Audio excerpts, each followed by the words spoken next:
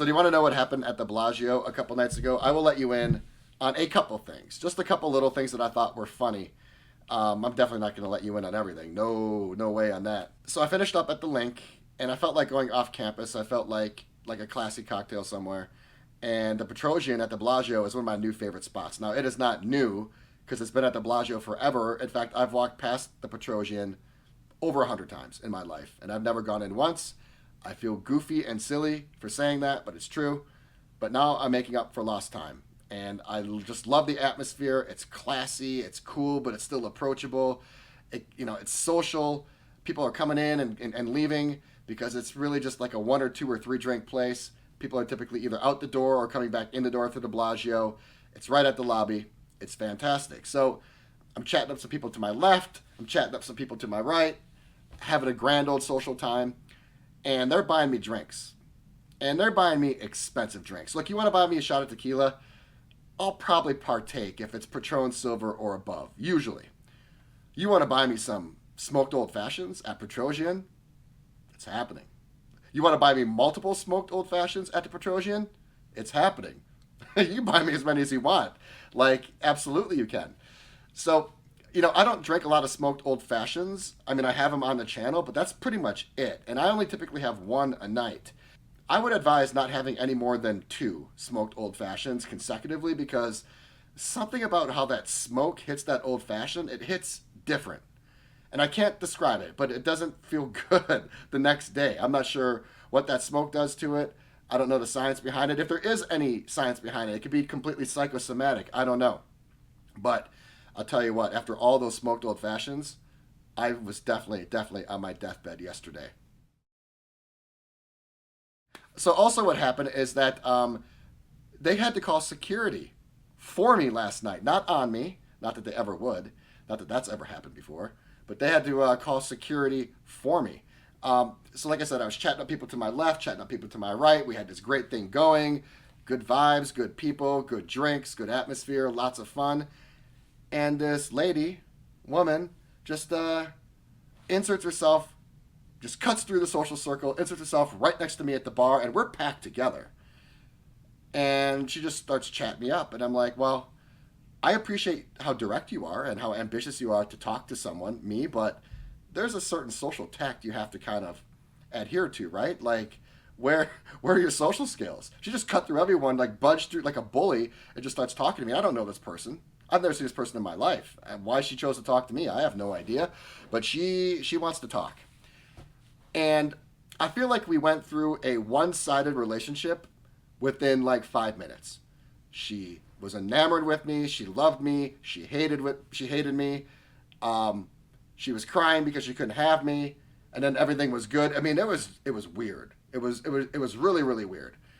And it got to the point where everybody now is uncomfortable. To make everybody in Vegas uncomfortable is tough because Vegas is such a welcoming and understanding city. Pretty much anything goes. She's throwing off the vibe. And I'm using every trick that I can to get her to leave. I try to be nice. I try to use body language. I try to turn around and talk to other people. Nothing is happening. She is the epitome of persistence. So finally, I gave the bartender a look, just out of the corner of my eye, and she got it. And 3 minutes later, there were 3 security guards escorting this girl out. It was interesting. So I loved the quick response by the Bellagio, and things definitely went back to normal after that and got even better than normal. But I've never really had security called for me before. And I gotta say, it was a nice change of pace. All right, so it is day 23. Can you believe it? Day 23, 30 days in Vegas. I'm definitely in a better mood and mental state than yesterday. Almost entirely. However, I am still quite delirious because I did have my crazy day today and I did complete everything. I did hash a go-go for breakfast. I did the pool. I did 2 pizza places and then I did some gambling. That's pretty much all I wanted to do. I left some stuff in the tank, but that's because I think I'm going to come back to the LINQ. I will absolutely be back to do this property again. There are many more restaurants I want to see and more things I want to do. And I think next time, instead of getting the absolute cheapest room, I'm going to get the absolute most expensive room. I'm kind of going to do things just a little differently. I might want to go up in the high roller. I know they have the zip line here. So there's a lot of stuff I want to do. There are 2 things I want to talk about today real quickly, and that is Hash House A Go-Go, and the LINQ pool. Hash House A Go-Go. I've heard about this place. I've heard whispers. I've heard full-blown sentences. I've heard people screaming about it. I've heard about it, but I mean, it's at the LINQ, you know? And I'm like, well, I'm not going all the way over to the LINQ for breakfast. Let me tell you something. You're coming over to the LINQ for breakfast. This is one of the best breakfasts I've had in Las Vegas. It's one of the better breakfasts I've ever had, period. Like, this place is an institution. The hype is real. And I said this in my video, and it won't be overly redundant, but I get up there pretty much right away in the morning to start my day. Just, you know, get up at the crack of dawn. Let's do this. I think it opens at 8. I'm up there at 8:30, and there's a line out the overflow lobby. There's an overflow lobby, and the line's already out there. I'm like, well, this is interesting. I'm like, oh, there must only be people waiting for tables, or it must be small. I get in there, and the place is huge. It's packed. Like, this place is so popular, and for good reason. And it's really all about the food and the drinks. Like, they have some decor in there, but it's not really about the atmosphere. It's all about the delicious food and drinks. And I started my day with a decaf s'mores mocha latte, and they toasted a marshmallow with a torch, and it melted it in there. Multiple marshmallows, because this thing was overflowing. Graham cracker. It tasted just like s'mores. And then I had a Bloody Mary, which I'm no stranger to. And I have a very discerning taste for a Bloody Mary. Definitely passed with flying colors. The candied bacon was an amazing aftertouch. And then the egg scramble was awesome, but the best part was something I rarely do, and that was the biscuits and gravy. I've had biscuits and gravy less than 10 times in my life, basically because it's so bad for you. It's one of the worst things you can eat, biscuits and gravy, that is. And I enjoyed the biscuit and gravy more than I enjoyed anything else probably at that meal. And I didn't even touch the surface. Like, there are some crazy dishes from, like, chicken fried waffles and, like, huge stackable plates for breakfast that you can order.